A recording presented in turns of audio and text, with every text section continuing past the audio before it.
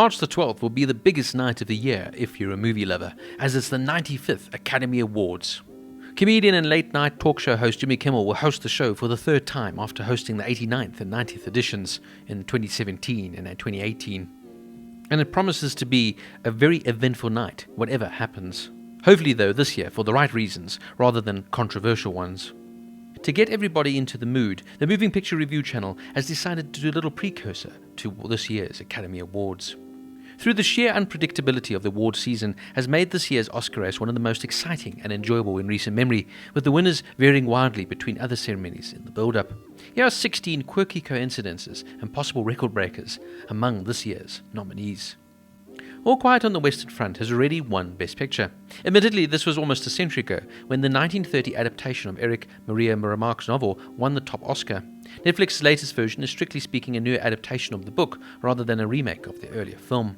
The only other film titles to be nominated for Best Picture after previously winning the category are Mutiny on the Bounty in 1935 and 1962, and West Side Story in 1961 and 2021. Now, you might ask the question, which one of this year's Oscar-nominated films has been most widely seen in the UK? You'd think perhaps Top Gun or Avatar sequels, which dominated at the box office, but they have competition from one film, the Best Animated Short category. The Boy, the Mole, the Fox and the Horse, adapted from Charlie McCaskey's best-selling book, was watched by a whopping 8.7 million viewers on BBC One over Christmas. The average Best Picture nominated film this year is 144 minutes long. That ranges from the relatively short Woman Talking, which is an hour and 44 minutes, to the bladder-challenging Avatar Way of the Water, which comes in at a whopping 3 hours and 12 minutes. The directing duo of Daniel Kwan and Daniel Scheinert are nominated for the jointly directing Everything Everywhere All at Once, marking only the 5th time the Best Director category has featured a duo. Previously nominated pairs are Robert Wise and Jeremy Robbins for West Side Story, Warren Beatty and Buck Henry for Heaven Can Wait, and Joel and Ethan Coen, aka the Coen brothers, for No Country for Old Men and True Grit. Judd Hirsch has broken the record for the longest gap between acting nominations. The Fabelman star was nominated for Best Supporting Actor in January, precisely 41 years and 341 days after his nod for 1980's Ordinary People. It is a year of big gaps in general. It took Todd Field 16 years to make Tar, while there is a 13-year gap between the two Avatar films, and 36 years between the two Top Gun films. Both frontrunners for Best Actress play characters who were originally imagined as male. Michelle Yeoh's leading role in the madcap multiverse adventure Everything Everywhere All at Once was originally offered to Jackie Chan. She said, "They wrote it that way, with Jackie and me as his wife, so the roles were completely reversed." Cate Blanchett's disgraced orchestra conductor Lydia Tarr, meanwhile, was also originally conceived as a male, something the actress felt would have made for a less interesting character study. She said, "Because the film is a meditation on power, you would have had a much less nuanced examination of that if the character had been male." She went on to say, "We understand what the corruption of the male power looks like, but we need to unpack what power is itself." Before appearing together in Sarah Polley's Best Picture nominee, Woman Talking, Runa Mari and Claire Foy both played the same leading role in 2 different iterations of The Girl with the Dragon Tattoo. The 2011 English-language adaptation of Stieg Larsson's best-selling novel saw Mara playing the titular role opposite Daniel Craig. 7 years later, Foy took on the same role in The Girl in the Spider's Web, the 4th novel in the series, which was written by David Lankratz after Larsson's death.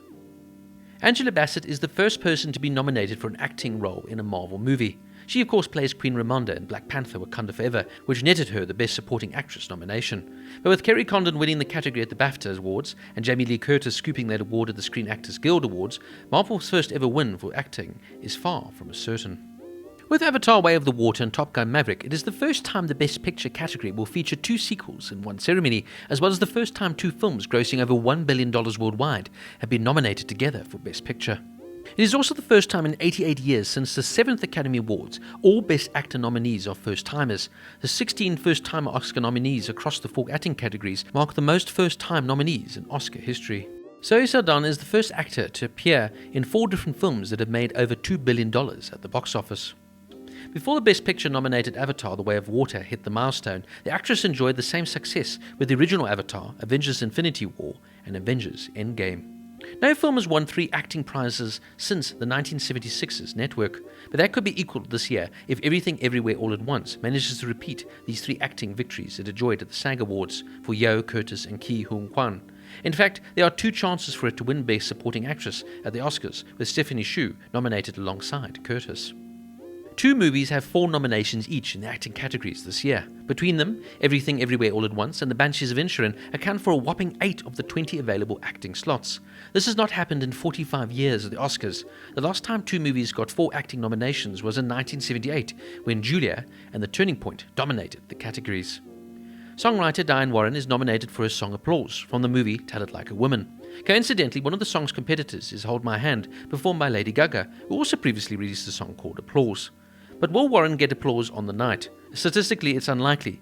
This is the 14th time the legendary songwriter has been nominated in this category, and she's never won. All of Cate Blanchett's previous nominations for leading actress have been for films in which she's played the titular character.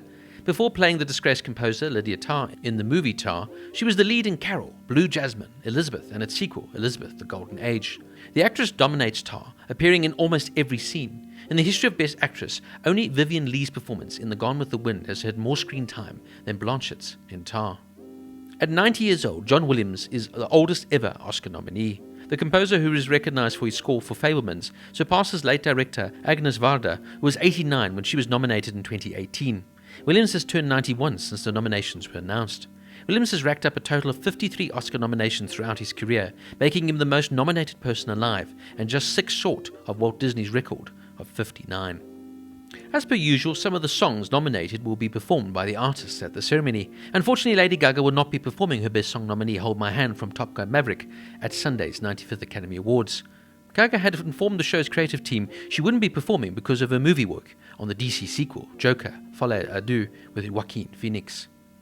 Also, unfortunately, Japanese singer Mitski will not be able to perform This Is a Life from Everything Everywhere All at Once. She performs the song in the film with David Byrne. She is unavailable to perform at the ceremony, so Stephanie Hsu, the actress in the film, would take her place. Overall, it promises once again to be a star-studded night. And of course, it will be fascinating to see who takes home the famous golden statuette. But in the same breath, though, just to be nominated is a win in itself and really provides the deserved recognition for some of these fantastic films and performances. Nonetheless, I'm sure there will be plenty of topics to discuss in the Oscar review on Monday. I, for one, cannot wait for the ceremony, and I hope all of you enjoy it as well.